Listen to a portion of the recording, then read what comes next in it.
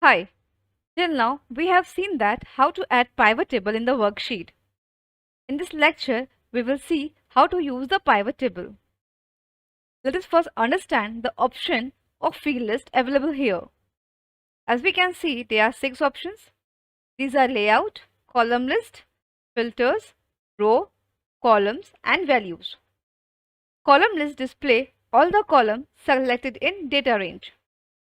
Filter field used to include columns to filter the data from the data range. Row field used to display selected rows from the data range.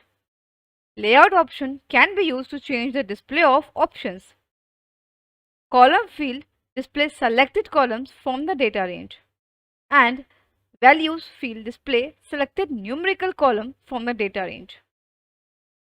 Now come to our sales worksheet. We will add pivot table here. In the first field list, all the columns available in our range selected for pivot table. In the second field list, the filter is available for our selection. We can drag and drop any column from field list as per our convenience. Let us drag and drop ship mode. As we see, ship mode with all options available in pivot table. Select segment also, and now you can see all the options are available in pivot filter. In the third field list, which is columns, the functionality is available for column wise data to appear. Let us select region column. In the fourth field list, which is rows, the functionality is available for row wise data to appear. Let us select stage column in the rows. In the fifth field list, the functionality is available for summarized figure to appear. Let us select sales column in the values. By default, it is sum of the values, but we can change it. Click on sum of sales. Select value field settings. We can change the custom name.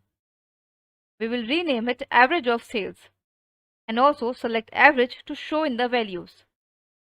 We can change the filter to get our required data. Let us change filter for ship mode to first class.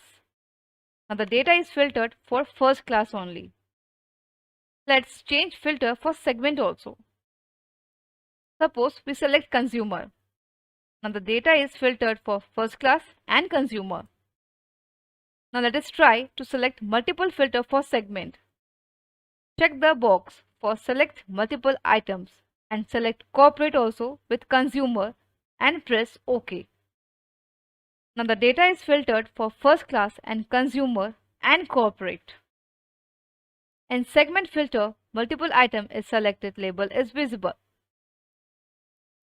Let us play with the field list. Move state into columns. The look and a feel of the pivot table changed. Let us move it back.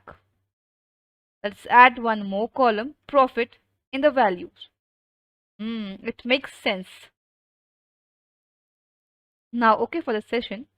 In the next lecture, we will explore design options. Thank you.